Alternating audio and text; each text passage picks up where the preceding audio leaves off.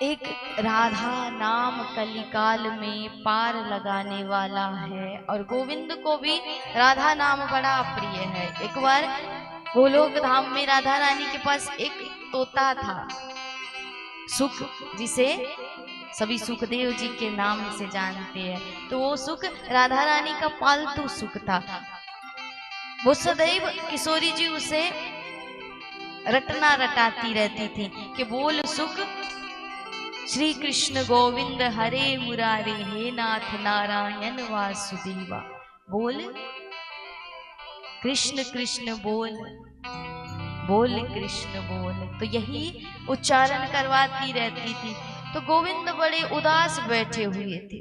तब ललिता सखी ने पूछा कि महाराज आप इतने उदास क्यों हैं, चिंतित क्यों हैं? तब वो प्रभु कहते हैं कि क्या बताऊं, किशोरी जी ने ऐसा कर दिया है कि जगत में हर जगह सब गोविंद गोविंद ही करते हैं, कन्हैया कन्हैया ही करते हैं। और मुझे तो, तुम्हें पता है ना, मुझे तो सबसे ज्यादा राधा रानी का नाम प्रिय है। इसलिए मेरी उदासी की बस इतनी ही वजह है कि कोई राधे नहीं कहता, सब गोविंद गोविंद कहते हैं, कान्हा कान्हा कहते रहते हैं। तो किशोरी जी को जब ये बात पता चली, इसी को कहते हैं प्रेम महाराज, कि प्रेमी की जिसमें खुशी हो वो वही करता। और इसी को निश्चल प्रेम कहते हैं, कामना से रहित प्रेम कहते हैं। तो किशोरी जी को जब ये बात पता चली कि हमारे गोविंद का हृदय दुखित है, ये इनका मन दुखी है, तो इन्होंने कहा कि कोई बात नहीं, आज से हमारा सुख राधे राधे बोलेगा। और तब से हर जगह राधे राधे होने लगा, जो गोविंद को बड़ा ही प्रिय है। इसलिए कन्हैया कहते हैं कि जो राधे राधे करता है ना, मैं उसके पीछे पीछे डोलता रहता हूँ, मैं नित्य उसे दर्शन देता रहता हूँ, लीला करता रहता हूँ, क्योंकि मुझे राधा से ज्यादा कोई प्रिय नहीं है। राधा के नाम में वो शक्ति है कि आप यम के धाम को स्वप्न में भी नहीं देख पाओगे महाराज। एक बार एक सज्जन संत के पास गए, उन्होंने कहा कि महाराज मेरा बालक भगवान में विश्वास नहीं करता, पूजन नहीं करता, भगवान का नाम नहीं लेता, तो कुछ ऐसा करो कि इसको भगवान के नाम में आनंद आने लगे। तो उन्होंने कहा कोई बात नहीं, हम आएंगे तुम्हारे घर और उस बालक से मिल लेंगे। तो संत का एक दिन समय निकाल करके आगमन हुआ। उन्होंने उस बालक को बुलाया कि बालक जरा इधर आना और बोल राधे राधे। तो उसने कहा मैं क्यों बोलूं, नहीं बोलूंगा, क्योंकि भगवान पर विश्वास नहीं है महाराज, नास्तिक है, भगवान को मानता नहीं है। तो कहा मैं क्यों बोलूं। लेकिन इसी बीच, इसी बहस में एक बार उसने कह दिया मैं क्यों बोलूं राधे राधे। तो अब निकल तो गया ना, किसी प्रकार निकला, लेकिन निकल गया। तो संत ने कहा कि बस मेरा काम है गया। अब जब समय आए और जब तेरी मृत्यु हो तो तुझे यम का लोक मिले ना, तो यमराज से पूछना, जब तुझे सजा दे यमराज, तो यमराज से पूछना कि एक बार राधे राधे कहने का महत्व क्या होता है, इसका परिणाम क्या होता है। अब वो समय आया, समय है, बीतता रहता है महाराज, समय गुजरा और अंत समय आया उसका, उसकी मृत्यु हुई। तो मृत्यु के पश्चात धर्मराज जी के लोक में पहुंचा।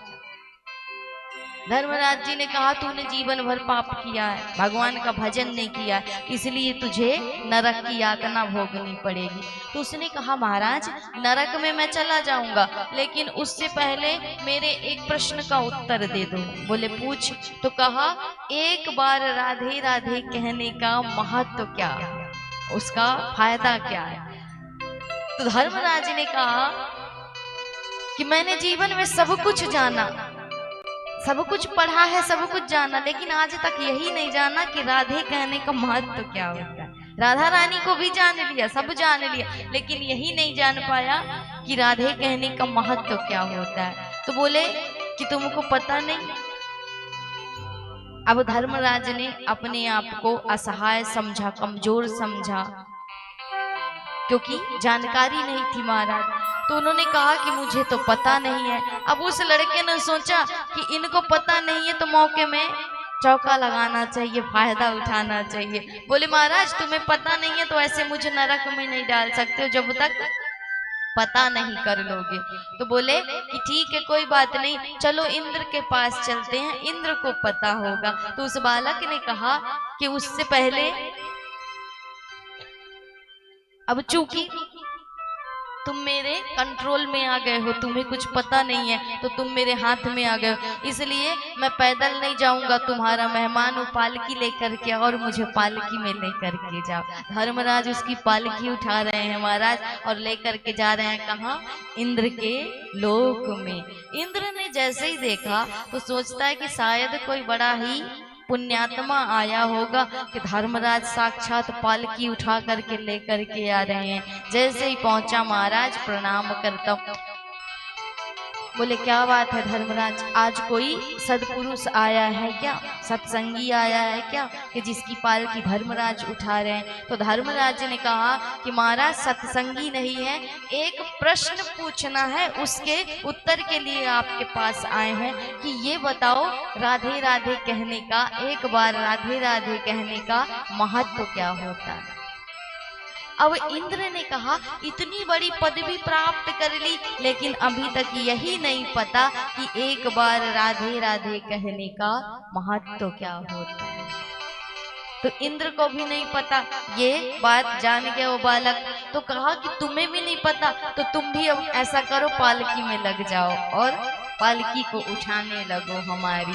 अब वो पालकी उठा करके इंद्र और धर्मराज जा रहे हैं कहाँ? ब्रह्मा जी के पास।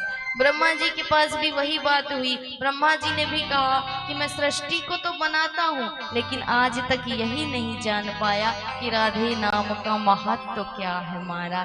तो तुम भी नहीं जानते हो, तुम भी पालकी में लग जाओ। अब ब्रह्मा जी भी पालकी चलाने लगे, भोलेनाथ के पास पहुंचे। भोलेनाथ ने भी अपनी कमजोरी दिखाई, अपने आप को असहाय समझा।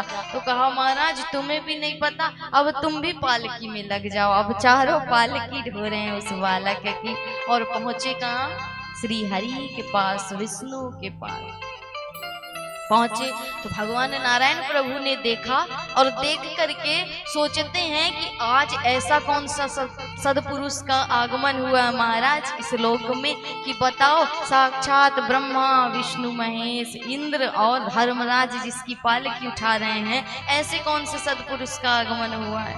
जाकर के प्रणाम किया तो नारायण प्रभु ने कहा कि क्या बात है ब्रह्मा जी, कोई सदपुरुष का आगमन हुआ है क्या? साक्षात पालकी ब्रह्मा जी उठा रहे हैं। बोले महाराज सदपुरुष तो नहीं है लेकिन ये बालक ने हमें भ्रम में डाल दिया है, हमें उलझा दिया है। बोले इसके पास एक प्रश्न है, हमारे पास उत्तर नहीं है, इसलिए हम पालकी जोत रहे हैं। बोले महाराज इसलिए आपके पास आस लेकर के आए। अब आप ही बताओ एक बार राधे राधे नाम जपने का महत्व क्या होता है?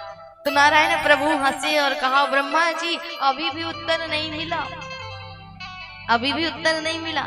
जिसकी पालकी साक्षात ब्रह्मा और शंकर इंद्र और धर्मराज उठाएं तो राधे राधे कहने का यही महत्व महाराज कि एक बार राधे कहने पर जिसकी पालकी को ब्रह्मा और महेश इंद्र और धर्मराज उठा रहे हैं तो क्या इससे बड़ा कोई महत्व होगा।